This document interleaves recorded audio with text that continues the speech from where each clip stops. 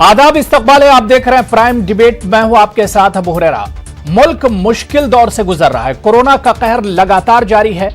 हर रोज तकरीबन 10,000 कोरोना के नए मामले सामने आ रहे हैं। इसी वजह से दिल्ली की तारीखी जामा मस्जिद को 30 जून तक आम लोगों के लिए बंद कर दिया गया है, क्योंकि लगातार दिल्ली में जिस तरह से कोरोना का कहर बढ़ रहा है, इस पर दिल्ली जामा मस्जिद के शाही इमाम बुखारी ने खुद बाकायदा इसका ऐलान किया है कि आज रात से जामा मस्जिद को 30 जून तक बंद किया जा रहा है। इस बीच दूसरी जानिब चंद उलमा के दरमियान मसाजिद के सैनिटाइजिंग पर बहस छिड़ी है कि मसाजिद में अल्कोहलिक सैनिटाइजर मुनासिब नहीं, बल्कि कुछ उलमा ने तो यहां तक कह दिया है कि अल्कोहलिक सैनिटाइजर लगाकर नमाज पढ़ना हराम है। सवाल यह उठता है कि इस मुश्किल घड़ी में जब दुश्मन सामने खड़ा है, खतरा दिन ब दिन बढ़ रहा है, ऐसे में इन बेसर पैर की बातों पर क्या ध्यान देना चाहिए? आज इसी पर हम बात करेंगे। कई अहम खास मेहमान भी हमारे साथ जुड़ेंगे, लेकिन सबसे पहले ये रिपोर्ट दी अपने मेहमानों का आपसे तारुफ करा देता हूं। मेरे साथ प्रोफेसर अख्तरुल वासे साहब, सदर हैं मौलाना आजाद यूनिवर्सिटी जोधपुर के, मेरे साथ जुड़े हुए हैं। अख्तरुल वासे साहब, बहुत इस्तकबाल है न्यूज 18 उर्दू में आपका। मीर अली रजा नजफी साहब, जो कि सदर हैं अंजुमन इमामिया बेंगलुरु से, मेरे साथ जुड़े हुए हैं। मीर अली रजा नजफी साहब, आपका भी बहुत इस्तकबाल है। मेरे साथ दो और बहुत खास मेहमान जो टीवी स्क्रीन पर दिख रहे हैं। सैयद सरवर चिश्ती साहब, जो कि गद्दी नशीन खादिम हैं अजमेर दरगाह के, वो भी मेरे साथ जुड़ गए हैं। सरवर चिश्ती साहब, आपका भी बहुत इस्तकबाल है न्यूज 18 उर्दू में। और मेरे साथ डॉक्टर मोहसिन वली साहब, सीनियर फिजिशियन हैं और कोरोना की जब से वबा चली है कई बार मेरे साथ डिबेट पर जुड़े हैं और बड़े मुफीद जो मशवरे होते हैं वो आप देते हैं। इसके अलावा मेडिकल से जुड़ी हुई जो बातें हैं वो हमारे नाजरीन से शेयर करते हैं। मोहसिन वली साहब, आपका भी बहुत इस्तकबाल है न्यूज 18 उर्दू में। मसाजिद के जिम्मेदारान हैं मुल्क भर में, उन्हें भी इस वक्त फैसला लेना चाहिए, उन्हें भी अब आगे का सोचना चाहिए। खतरा बहुत बड़ा है। क्या आपको लगता है कि वाकई में तमाम उलमा को, मस्जिद के जिम्मेदारान को, इबादत गाहें या फिर जो दरगाहें हैं खासतौर से, उनके जिम्मेदारान को अब निकल कर आना चाहिए और इस पर एक फैसला करना चाहिए?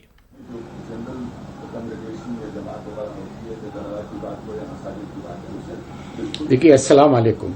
वालेकुम अस्सलाम। 20 मार्च से हजरत ख्वाजा मोइनुद्दीन हसन चिश्ती रहमतुल्लाह अलैह का आस्थाना जो है वो जायरीन की जियारत के लिए बंद कर दिया गया है। लेकिन हस्बे दस्तूर जो साल के 365 दिन के जो रिचुअल्स हैं, रसूमात, जो हेरिटरी खादिम खुद्दाम ख्वाजा गरीब नवाज अंजाम देते आ रहे हैं हम लोग, वो जारी और सारी है। क्योंकि आस्थाना अक़दस की कलीद बरदारी भी हमारे पास है सिंस इंसेप्शन, एंड खादिम relations with the shrine is not only ancient but intimate as well. और जो चारों रसूमात होती हैं 24 घंटे में साल के 365 दिन हम अंजाम देते हैं, तो दरगाह शरीफ तो खुली हुई है 28 मार्च से, लेकिन ज़ायरीन के लिए ज़ियारत बंद कर दी गई है जी। और ये हम लोगों ने खुद ने अजमेर शहर एसपी आए थे, खुद्दाम आजाद के साथ मिलकर हमसे इस पे गुफ्तगू की थी और हमने भी इस चीज को बहुत सीरियसली ऑब्जर्व किया है जी। और देखिए, एक बात है, इस्लाम में जिंदगी बचाने को फर्ज का दर्जा दिया गया है। हम अपनी भी जिंदगी भी बचाएं और औरों की भी जिंदगी बचाएं जी। क्योंकि ये जो पैंडेमिक है इट्स वेरी वेरी सीरियस जी, और हमें इसको बड़ा सीरियसली लेना चाहिए। बिल्कुल बिल्कुल, जाहिर सी बात है कि इसको संजीदगी के साथ लेने की जरूरत है। मैं डॉक्टर मोहसिन जी जी जी सामने आ रही है जी जी जी कंटिन्यू कीजिए चिश्ती साहब। अच्छा, देखिए, इसमें दो थॉट सामने आ रहा है, एक कंजर्वेटिव, एक मॉडरेट। इस वक्त कंजर्वेटिव सोच की कतई तौर से जरूरत नहीं है, इस वक्त एक मॉडरेशन की जरूरत है। और सब में अहम चीज यह है कि इंसानी जिंदगी कितनी अहम है, हमें अपनी भी जिंदगी बचानी है और दूसरों की भी जिंदगी बचानी है। बिल्कुल, अगर हम इस किस्म की बातें करते रहेंगे, डॉगमेटिक बातें करते रहेंगे, जो ऑर्थोडॉक्सी है हमारी वो इन चीजों से गाफिल है। वो सीधे बिस्तर से उठ के मदारिस चली जाती है, दुनियावी इल्म से महरूम है वो लोग। दुनिया में क्या चल रहा है उनके करिकुलम में, वो समरकंद और बुखारा की तो मदारिस है नहीं कि जिस जमाने में मैथमेटिक्स, फिलॉसफी, साइंस, ज्योग्राफी पढ़ाई जाती थी, आजकल सिर्फ दुनियात पढ़ाई जाती है और वो भी बहुत सरसरी तौर से। तो ये बेचारे तो खुद गाफिल हैं, ये क्या अपने फतवे देंगे। लेकिन इसमें भी मॉडरेशन की भी आवाज सुनने को मिल रही है और ऑर्थोडॉक्स की भी मिल रही है। अब फैसला हमें ये करना चाहिए कि हमें जमाने के साथ और दुनिया के साथ हम कदम होकर चलने की सख्त जरूरत है। बिल्कुल बिल्कुल, जाहिर सी बात है कि जो मौजूदा हालात हैं उसी के एतबार से चलना और उसी के हिसाब से आगे बढ़ना है। इस तरह से अल्कोहलिक सैनिटाइजर पर सवाल उठाए जा रहे हैं, क्या अब बेहतर हो कि इसका अगर कोई मुतबादिल हो तो उसका इस्तेमाल किया जाए?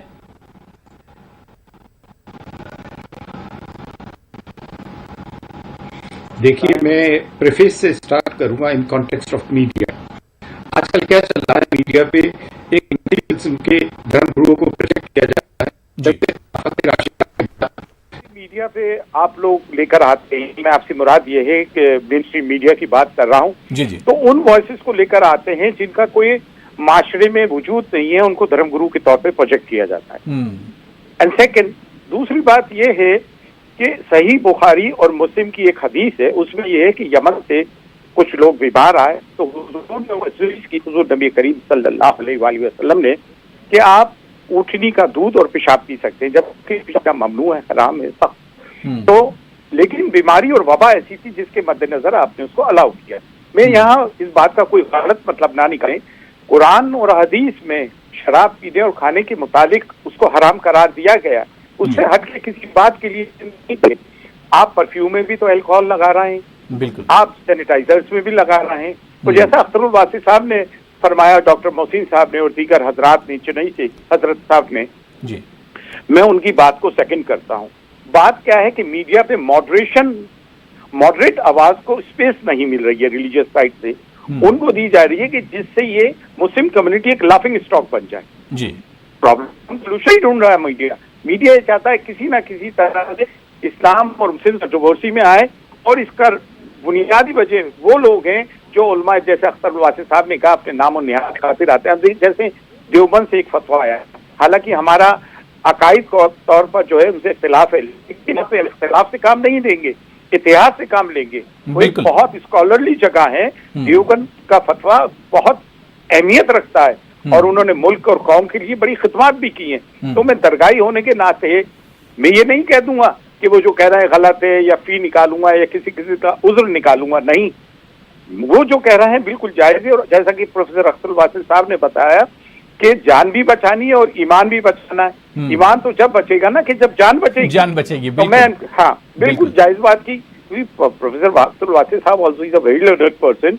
तो इस किस्म की आपको भी चाहिए कि मॉडरेट आवाज को मीडिया पे स्पेस मिले, क्योंकि हमारी जो मुस्लिम कौम है, आप जानते हैं, जहालत ज्यादा है।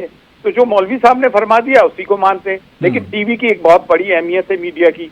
तो मीडिया पे उन लोगों को लाया जाए जो दीन के बारे में भी जानते हैं।